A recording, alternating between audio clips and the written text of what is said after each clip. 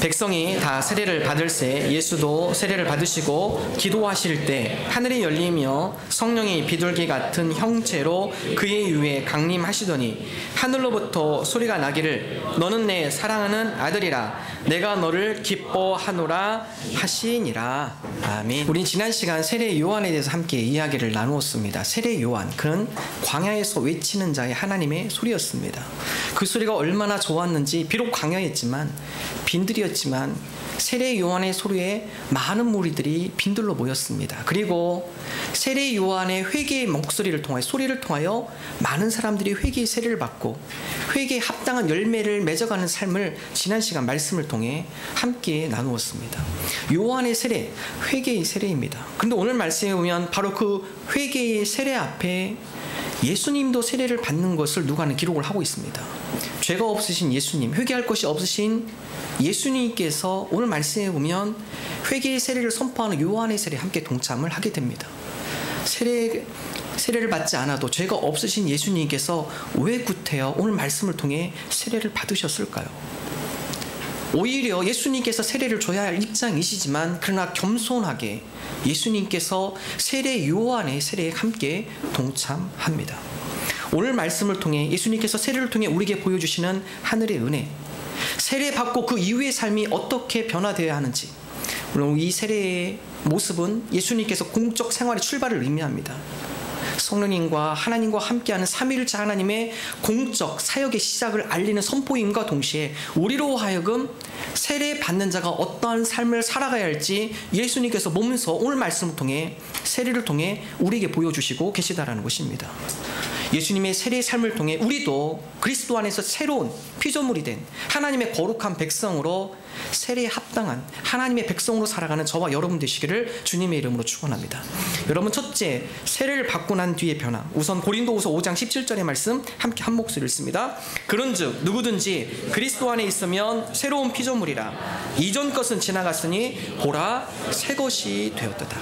우리가 세례를 받는다는 의미, 그것은 하나의 예식으로 끝나는 것이 아니라 우리가 이전에는 세상에 속한 사람이고 옛사람의 모습이었지만 그러나 우리가 예수 그리스도를 만나고 이제는 새로운 피조물로 살아가겠습니다.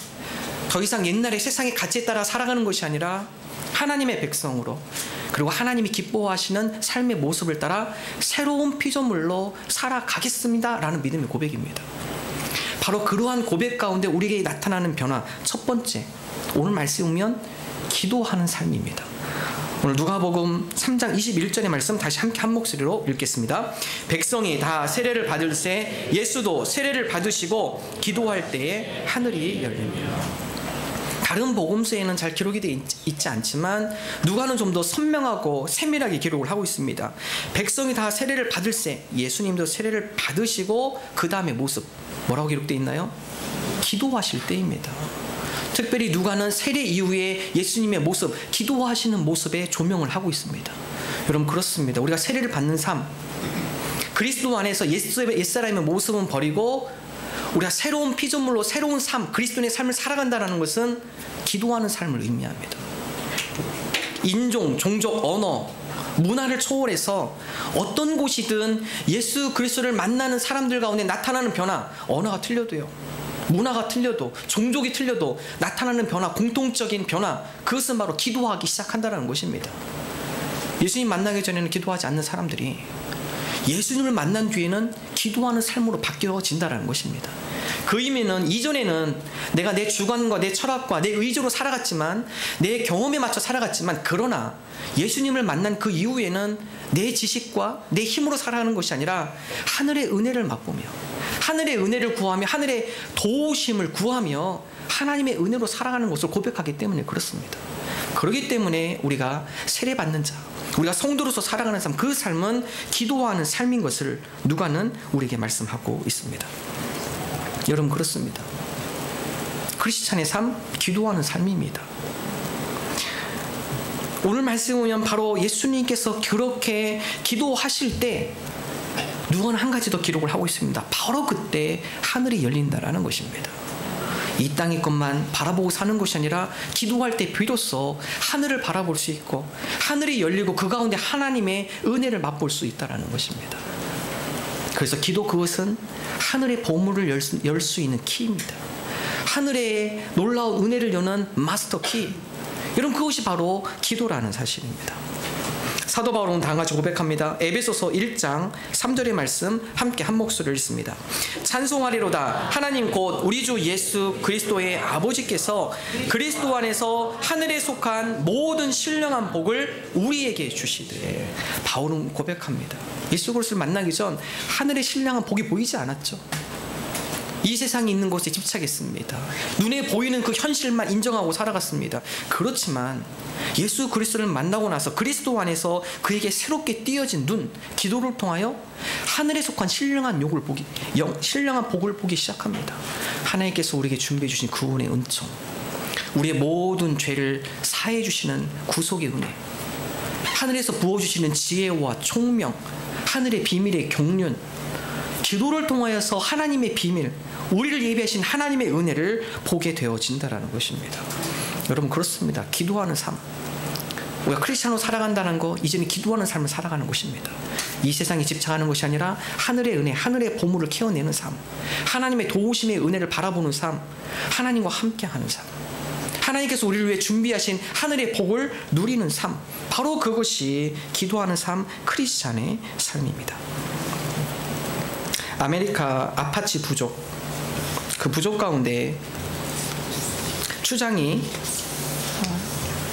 후임 추장을 선정을 하려서 몇 명을 과정을 테스트를 합니다. 추장의 나이가 많아서 더 이상 소임을 감당할 수 없게 되자 후임을 정하기 위해서 많은 시험을 치기 시작합니다. 체력의 시험, 지혜의 시험, 인품, 활쏘기, 말달리기, 씨름, 그리고 그들의 지혜를 테스트하기 위해 여러 퀴즈, 온갖 시험을 치르게 됩니다. 수많은 사람이 모였지만 다 탈락하고 세 사람만 남았습니다. 추장은 이 세 사람에게 마지막 과제를 줍니다. 지금 우리 동네에서 가장 높이 있는 저쪽 보이는 산, 저 산을 다녀오십시오. 세 명의 젊은이가 추장의 후임이 되기 위해서 최선을 다해서 산의 정상에 올라갑니다. 한 명이 그 정상에 가서 다른 지역에서 볼 수 없는 신비한 꽃, 그 산 정상에서만 피는 신비한 꽃을 꺾어서 추장에게 드립니다. 추장님, 저 산에 가보니까 이 꽃이 가장 귀합니다. 제가 이 가장 귀한 꽃을 제가 여러 가지 위험을 무릅쓰고 제가 가져왔습니다. 두 번째 청년은 그곳에 가서 다른 지역에서 볼 수 없는 신비한 돌을 가져옵니다.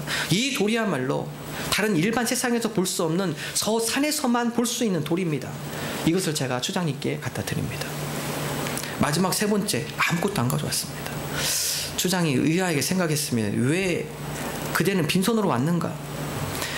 세 번째 청년이 다음같이 이야기합니다. 저는 이 산 너머 저쪽을 보고 왔습니다. 거기에는 아름다운 강이 흐르고 비옥한 땅이 있었습니다. 바로 그것이 우리가 가야 할, 그리고 앞으로 우리가 그곳에 세워야 할 우리의 새로운 땅입니다. 추장이 첫 번째, 두 번째, 아니 세 번째 이 청년의 얘기를 듣고 우리 부족, 이곳을 이끌 리더는 바로 당신입니다. 많은 사람들이 현실에 있는 것, 그것에 집착하지만 당신은 이 산 너머 우리가 볼 수 없는 또 다른 세계를 보고 그곳에 대한 소망과 꿈을 우리에게 주는군요. 당신이 우리 부족의 추장의 자격이 있습니다. 여러분, 그렇습니다. 기도하는 삶, 우리 당장 현실에 있는 그 앞에 우리가 안주하는 것이 아니라 이 현실 너머에 하나님께서 준비하시는 하나님의 소망, 비전, 꿈, 이 고난을 뛰어넘어서 하나님께서 우리에게 보여주시는 하나님의 은혜와 복, 그것을 기도함으로 발견하는 자, 이것이 바로 성도의 삶입니다. 예수님께서 기도하심으로 하늘이 열리고 하나님의 영광과 그분의 은혜를 보았던 것처럼 우리도 기도를 통해서 하나님께서 우리와 함께 하시며 우리 현실을 뛰어넘어서 앞으로 우리에게 베풀어 주실 하나님의 놀라운 은혜와 축복, 그 미래를 바라보는 저와 여러분 되시기를 주님의 이름으로 축원합니다. 열왕기하 6장에 보면 아람과 이스라엘 백성이 전투하는 장면이 나옵니다. 아람 군대가 이스라엘과의 전투 가운데 이스라엘을 포위하고 그리고 그들에게 기습 공격을 하기 위해서 이스라엘 진영 여러 주변에 진을 치기 시작합니다. 그리고 이스라엘 왕과 그의 군대가 지나갈 때 기습 공격을 하려고 준비를 합니다. 근데 신기한 것은 이스라엘 백성이 아람 군대가 진친 곳만 피해 다니기 시작합니다. 아람 왕이 너무 의아하게 생각했습니다. 우리 중에 스파이가 있지 않고서는 이런 일이 일어날 수 없다. 신하들을 다 불러 모으고 누가 스파이인지 불호령을 내립니다. 신하 중에 한 명이 다음과 같이 얘기합니다. 아람 왕이시여, 저 이스라엘이라는 땅에는 엘리사라는 선지자가 있습니다. 하나님의 사람인데 그 선지자가 지금 왕의 침실에 되는 모든 작전들을 거리가 멀리 떨어져 있지만 신비하게도 그 작전을 다 안방에서 듣고 있습니다. 그렇기 때문에 우리의 작전을 다 이미 알고 있기 때문에 이스라엘 백성이 우리가 진친 곳을 다 피해 나갈 수 있었던 곳입니다. 아람 왕이 그 얘기를 듣고, 그래? 그러면 엘리사를 먼저 제거해야겠다. 그리고 그날 강한 군대와 말과 병거를 이끌고 엘리사가 도단이라는 땅에 있는 걸 알고, 그 성읍에 있는 걸 알고 밤중에 그 성을 다 포위합니다. 그 다음날 아침에 일어나니 엘리사의 사원이 깜짝 놀랍니다. 엘리사님, 지금 밖을 보십시오. 지금 엘리사 선지자를 잡기 위하여서 아람 군대가 이 성을 다 포위하고 왔습니다. 이제는 우리가 이 성에서 아람 군대에 죽게 생겼습니다. 그거에 대한 엘리사의 답변, 열왕기하 6장 16절 17절의 말씀 우리 함께 한 목소리로 읽겠습니다. 대답하되 두려워하지 말라. 우리와 함께한 자가 그들과 함께한 자보다 많으니라 하고 기도하여 이르되 여호와여 원하건대 그의 눈을 열어서 보게 하옵소서 하니 여호와께서 그 청년의 눈을 여심해 그가 보니 불말과 불병거가 산에 가득하여 엘리사를 둘렀더라. 기도하지 않을 땐 보이지 않았습니다. 엘리사의 사원 종에게 다음과 같이 얘기합니다. 걱정하지 말아라. 두려워하지 말아라. 이 도단 성읍에 둘러싸인 아람 군대, 그들보다 더 많은 병력을 우리가 갖고 있다.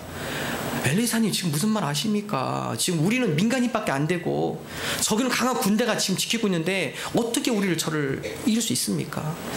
엘리사 하나님 앞에 기도하자 사원의 눈이 열리고 그 가운데 도단 산 위에 불말과 불병거가 그들을 지키고 있고 보호하고 있는 것을 비로소 보게 된 것입니다. 우리가 기도할 때 하나님께서 천군 천사를 통하여 우리를 보호하시고 우리와 함께 하시고 여러 위험으로부터 우리를 인도하시는 하나님의 손길을 비로소 볼 수 있다는 사실입니다. 그러므로 기도할 때 하나님께서 함께 하신다는 것을 우리가 확신할 수 있는 것이죠. 기도할 때 우리 가운데 어떤 두려움이 우리를 엄습하지 못합니다. 걱정, 근심, 염려, 그것 때문에 우리가 낭망하지 않습니다. 이 모든 것들을 이기게 하시고 승리케 하시고 천군 천사를 통하여서 이 어려움을 돌파케 하시는 하나님의 능력을 우리가 믿음으로 고백할 수 있기 때문에 그렇습니다. 우리가 기도함으로 하늘이 열리며 하나님께서 우리를 보호하시고 하나님의 손으로 우리 가정과 자녀와 이 교회와 우리 직장 가운데 함께 하시는 하나님의 놀라운 은혜를 믿음으로 고백하는 저와 여러분 되시기를 주님의 이름으로 축원합니다. 두 번째, 오늘 예수님께서 세례를 받으시고 그 가운데 나타나는 현상, 기도할 때 하늘이 열리며 그 가운데 성령이 비둘기같이 강림한 것을 누가는 기록을 하고 있습니다. 누가복음 3장 22절의 말씀, 우리 전반절 말씀 함께 한 목소리로 읽습니다. 성령이 비둘기 같은 형체로 그의 위에 강림하시더니. 예수님께서 세례 받는 가운데 나타난 두 번째 현상, 예수님께서 세례 후에 기도하시고 하늘이 열리며 그 가운데 성령이 비둘기같이 강림하시더라. 여러분, 우리가 세례를 받고 그리스도 안에서 새로운 피조물이 되었다는 것, 그것은 더 이상 우리의 힘과 능력으로 우리가 홀로 살아가는 것을 의미하지 않습니다. 당장 우리 눈에 보이진 않지만 세례를 받고 우리가 새로운 피조물로 살아간다는 것은 성령님과 동행하는 삶을 의미합니다. 예전에는 나 혼자 살았어요. 혼자 지냈습니다. 혼자 싸웠습니다. 혼자 어려움을 겪었습니다. 외롭고 힘들고 쓸쓸해요. 그러나 우리가 새로운 피조물이 되어졌을 때는 그런 여러 어려움 가운데 나 혼자 있는 것이 아니라 성령님께서 나와 함께 하심으로 여러 가지 어려움, 여러 가지 유혹, 여러 가지 시험 가운데 내 힘이 아닌 성령님의 도우심으로 승리하며 나가는 삶을 의미합니다. 우리가 보통 비둘기, 특별히 누가는 성령을 비둘기로 비유하고 있죠. 비둘기의 상징, 평화의 상징임과 동시에 순결의 상징입니다. 깨끗함의 상징입니다. 비둘기를 보면 지금 도시의 비둘기들이 좀 비만이어서 또 사람들이 자꾸 먹을 거를 줘가지고 워낙 때가 많이 타 있죠. 그러나 이런 비둘기에는 스스로 정화할 수 있는 능력이 있습니다. 아무리 깃털에 때가 묻고 먼지가 묻고 여러 가지 음식물이 묻고 그래도 비둘기 깃털에서 기름이 나오기 때문에 스스로 깃털에서 오물들이 떨어져 나간다는 것입니다. 성령이 우리 가운데 임한다. 비둘기같이 임했다. 비둘기같이 순결하게 되어진다. 그 의미는 내 힘으로는 여러 가지 죄악을 내가 이겨낼 수 없었습니다. 밀어낼 수가 없었습니다. 그러나 성령님께서 우리 가운데 임재하실 때 나타나는 현상, 죄악을 밀어내게 되는 것이죠. 여러 가지 나로 하여금 유혹의 덫 가운데 빠지지 않도록 그 유혹과 멀리하는 마음, 죄악 가운데 승리할 수 있도록 성령님께서 우리를 인도해 준다는 것입니다. 예전에 혼자 할 때는, 내 힘을 의지할 때는 죄악에 자꾸 넘어져요. 죄악의 유혹에 자꾸 빠져 들어갑니다. 그 가운데 헤어나기가 너무 힘들어요. 성령님께서 나와 함께 하실 때, 성령님을 의지하며 나갈 때 쉽게 죄악의 구덩이에서 쉽게 나옵니다. 죄악의 마음을 쉽게 밀어내게 되어집니다. 이것이 바로 성령님과 함께하는 성도의 삶입니다. 누가복음 4장에 보면 예수님께서 성령에 이끌리시어 세례를 받으시고 성령이 충만한 가운데 성령에 이끌리시어 시험을 받는 과정이 나옵니다. 그 가운데 사단의 유혹을 이기시는 말씀이 기록이 되어 있습니다. 누가복음 4장 1절과 2절의 말씀 함께 한 목소리를 읽습니다. 그때 예수께서 성령에게 이끌리어 마귀에게 시험을, 누가복음 4장 1절과 2절의 말씀 함께 한 목소리를 읽습니다. 예수께서 성령의 충만함을 입어 요단강에서 돌아오사 광야에서 40일 동안 성령에게 이끌리시며 마귀에게 시험을 받으시더라. 이 모든 날에 아무것도 잡수시지 아니하시니 날수가 다음에 줄이신지라. 누가복음 4장에 보면 예수님께서 성령의 인도하심, 성령의 충만함으로 인도하시는 가운데 사단의 유혹을 받죠. 사단의 유혹 세 가지입니다. 첫 번째는 육적인 시험이죠.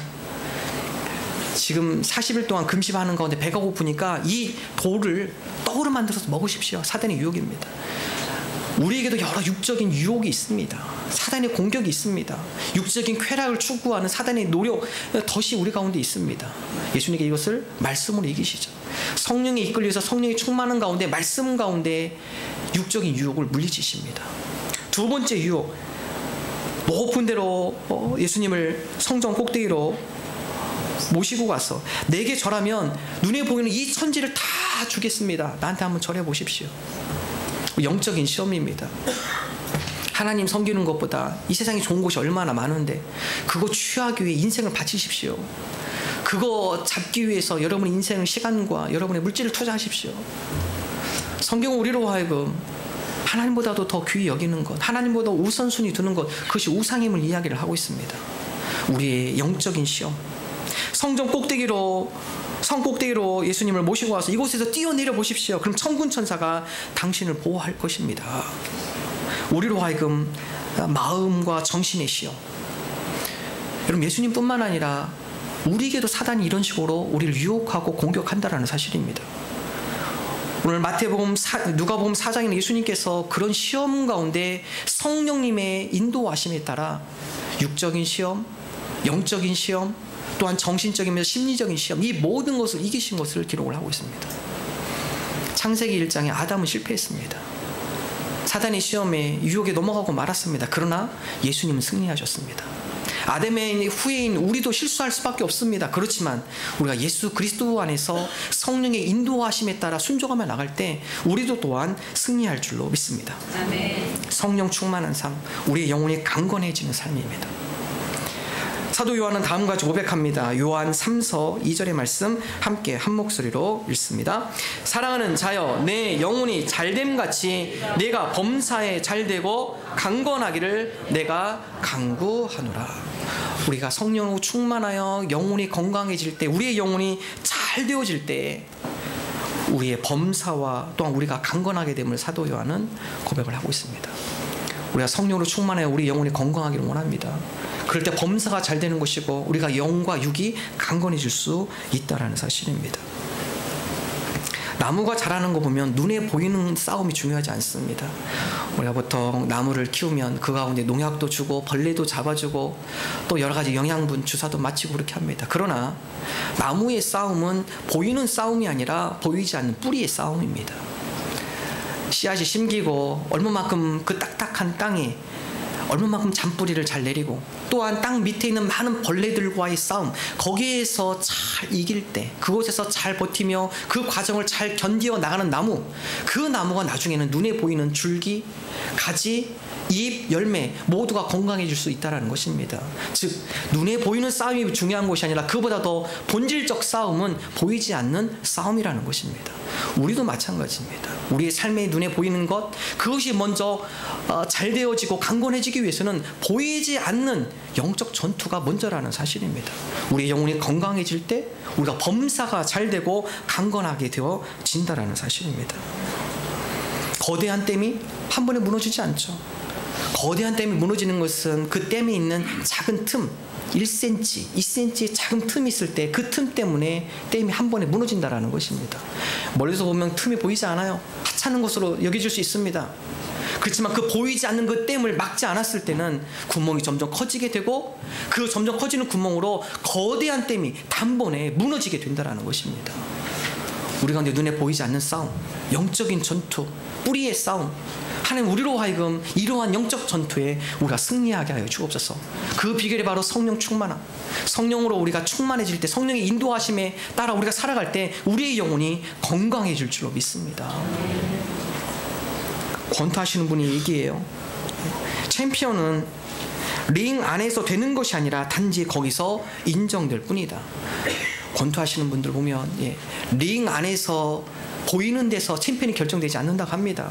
링 안에서는 단지 인정하는 것이고 진정한 챔피언은 어디서 이미 결정되는가? 링에서가 아니라 보이지 않는 체육관에서 훈련되는 연습, 연단.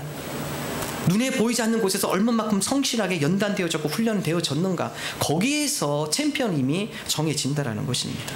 우리의 영적 챔피언, 그것은 바로 우리 눈에 보이는 것이 아니라 우리의 영적 전투, 우리가 얼마만큼 성령으로 충만한 삶을 살아가는가, 거기에서부터 우리가 영적 챔피언이 되어질 수 있다는 사실입니다. 예수님께서 세례를 받으시고 성령의 인도하심에 따라 성령 충만함을 삶을 살아가신 것처럼 오늘 저와 여러분이 성령의 충만함으로 우리의 영혼이 강건해지고 그로 말미암아 우리의 삶 가운데 영적 챔피언들이 되는 저와 여러분 되시기를 주님의 이름으로 축원합니다. 마지막 세 번째, 예수님께서 성령을 받으신 이후에 나타난 현상, 그 후에 예수님께서 보여주신 모습, 하늘이 열리고 성령이 비둘기같이 강림하고 그 가운데 하나님의 음성이 비로소 들리기 시작합니다. 누가복음 3장 22절의 후반절 말씀 함께 한 목소리로 읽습니다. 하늘로부터 소리가 나기를 너는 내 사랑하는 아들이라 내가 너를 기뻐하노라 하시니라. 하늘이 열리며 나타나는 현상 중에 두 번째는 하늘로부터 소리가 나가더라. 너는 내 사랑하는 아들이다. 내가 너를 기뻐하노라. 여러분, 이것보다 큰 기쁨이 있을까요? 살아가면서 하나님의 음성을 듣는 것. 우리를 창조하신 하나님으로부터 내가 너를 사랑한다. 여러분, 이 음성을 듣는 것. 신앙생활하면서 많은 분들이 이런 소망이 있습니다. 하나님의 음성. 하나님, 딱 한 번만 들려주세요. 나 살아있다 한 번만 제 귀에 딱 들려주시면 제가 전혀 의심하지 않고 성경 그대로 다 믿겠습니다. 왜 안 들려주세요? 하나님의 음성 한 번만 딱 들려주세요. 그럼 그 음성 딱 들면은 제가 더 이상 의심하지 않겠어요. 제가 교회도 안 빠지고 기도생활 열심히 하고 성경도 열심히 읽겠습니다. 여러분, 그렇게 안 들립니다. 안 들려요. 하나님의 음성의 주파수와 우리 귀의 주파수는 틀립니다. 돌고래를 수련시키는 사람들은 돌고래의 신호체계, 돌고래의 귀가 들리는 그 도구를 가지고 다닙니다. 우리 귀는 들리지 않아요. 그것을 불면 우리 귀는 들리지 않지만 돌고래는 그것을 아주 멀리서도 그 신호를 듣습니다. 왜 그렇죠? 돌고래의 귀의 주파수에 맞는 신호체계이기 때문에 그렇습니다. 하나님의 음성과 우리 귀의 주파수는 서로 틀립니다. 요한의 세례를 받을 때 그 가운데 많은 사람이 있었죠. 그러나 하늘이 열리고 하나님의 음성을 듣는 사람은 소수였습니다. 수많은 사람들이 요단강에 모여서 회개 세례를 받아요. 다 그 사람들이 하늘의 음성을 들은 것이 아니죠. 하늘이 열려서 성령이 비둘같이 강림한 것을 다 본 것이 아닙니다. 소수만 봤습니다. 누구일까요? 오늘 이 말씀을 기록한 누가? 세례를 주고 있는 세례 요한, 그리고 세례를 받으신 예수님. 즉 그들만 하늘이 열리고 하늘의 음성을 들었다라는 것입니다. 왜 그럴까요? 주파수가 맞아있기 때문에 그렇습니다. 우리가 하늘의 음성을 듣는다라는 것은 우리의 주파수를 하나님 앞에 맞추는 것입니다. 마음의 주파수, 하나님께서 우리 마음 가운데 올려주시는 마음의 울림, 우리가 주파수를 제대로 맞출 때 하늘의 음성이 들리게 되어진다라는 것입니다. 구약에 보면 하나님께서 수많은 말씀을 이스라엘 백성에게 선포하십니다. 이스라엘 백성으로 하여금 우상을 버리고 하나님을 섬기고 예배할 것을 누누이 말씀하십니다. 이스라엘 백성이 안 들립니다. 누가 들었나요? 하나님 앞에 주파수를 맞춘 선지자들. 하나님을 향해서 마음이 열려있고 하나님의 음성에 사모하며 주님께 그들의 마음과 헌신을 다한 선지자들, 비로소 그들에게만 하나님의 음성이 들렸다는 것입니다. 우리가 옛사람을 버리고 그리스도 안에서 새로운 피조물이 되었다는 것은 우리의 주파수를 하나님께 맞추는 것입니다. 하나님, 우리 마음 가운데 말씀하여 주옵소서. 가장 선명한 음성은 어떻게 될까요? 하나님의 말씀을 묵상할 때, 하나님의 말씀을 읽어갈 때 살았고 운동력 있는 말씀을 통해 우리 마음 가운데 울림을 주죠. 너 이렇게 살면 안 되잖아. 너 지금 이 말씀대로 네가 살고 있지 않잖아. 지금 너 빨리 돌아서야 하잖아. 너 이거 지금 당장 끊어야 하잖아. 말씀을 읽으면서 우리 가운데 울리는 하나님의 음성이 있습니다. 말씀을 통해 우리에게 말씀해 주시는 거죠. 우리가 주님을 향하는 마음이 열려있을 때 비로소 하나님의 말씀이 우리 마음 가운데 하나님의 음성으로 울리게 되어진다는 것입니다. 그것이 하나님의 음성이에요. 내 귀에 울려야만 음성이 아니라 하나님, 오늘도 내 마음 가운데 하나님의 말씀을 통해 깨닫게 해주시고 그 말씀에, 하나님의 음성에 이 마음의 귀를 기울이게 하여 주옵소서. 그럴 때 비로소 하나님의 음성이 들려지게 됩니다. 더 분명한 하나님의 음성 듣기를 원하십니까? 하나님 말씀대로 사시면 됩니다. 가장 확실한 음성, 하나님의 말씀대로 순종하며 살아갈 때 우리에게 가장 선명한 하나님의 말씀이 들리기 시작합니다. 하나님, 이 말씀 가운데 제가 이렇게 하라니까, 말씀 가운데 이렇게 하라니까, 이렇게 해보니까 정말 하나님께서 이렇게 이루어주시네요. 가장 선명한 하나님의 확실한 말씀, 그것은 하나님의 말씀대로 살아가는 것입니다.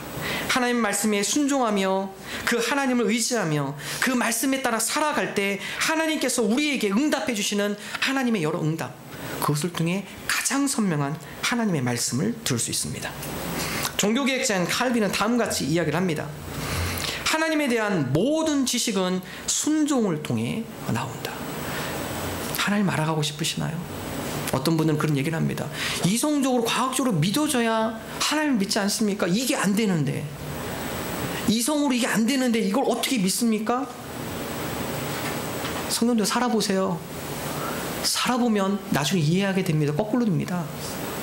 그 순종대로 말씀대로 따라 살다 보면 이성의 한계와 과학의 한계를 뛰어넘어서 전지전능하신 하나님의 살아계심을 믿음으로 고백할 수 있습니다. 유진 피터슨 목사님이 다음과 같은 이야기를 합니다. 안토니 플라카도스라는 35세 청년, 이 청년이 예수님을 믿고 회심하게 됩니다. 그리고 그가 예수님을 더 깊이 알아가며 하나님을 더 깊이 알아가며 하나님의 말씀을, 성경책을 사서 말씀을 읽어갑니다. 성경을 읽으면 읽을수록 그 말씀에 따라 살아가면 살아갈수록 하나님께서 함께 하시고 그 가운데 하나님께서 자기에게 말씀하시는 하나님의 음성을 많이 듣습니다. 문제는 그의 아내였습니다. 그의 아내 메리. 그의 아내에게 성경책을 선물하며 당신도 하나님 만났으면 좋겠다. 근데 메리가 그 성경 말씀을 듣고서 보고서 이해가 안 되는 게 너무 많습니다. 과학적으로, 이성적으로. 그렇죠. 뭐 그분뿐이겠습니까? 여기도 많이 계실 것 같아요. 이해가 안 돼요. 과학적으로 설명할 수가 없어요. 이걸 어떻게 믿어? 그래서 안토니가 유진 피터슨 목사님을 시시때때로 초청하여서, 집에 초청해서 음식을 대접하면서 목사님이랑 여러 성경 강해를 통해서 이야기를 합니다. 또 성경을 풀어줍니다. 그래도 메리가 이해가 되지 않아요. 별로 큰 수고를 드려도 변화가 나타나지 않습니다. 그때 안타까운 마음으로 안토니가 메리에게 다음과 같은 얘기를 합니다. 메리, 그대로 살아봐. 그래야 이해할 수 있어. 밖에서 도무지 알 수 없고 그 안에 들어가면 돼. 그러면 그게 당신 안으로 들어와. 하나님의 말씀 지식적으로 알고 계시나요? 그것은 마치 야구장에서 관중석에서 구경하는 것과 같습니다. 흥미진진한 그 가운데 살아계신 하나님의 음성을 듣기를 원하십니까? 말씀대로 사십시오. 하나님의 말씀대로 살아갈 때 하나님께서 그 말씀을 통해 응답하시며 우리 가운데 하나님의 분명한 음성을 들려줄 줄로 믿습니다. 우리가 그리스도 안에서 새로운 피조물이 되기를 원합니다.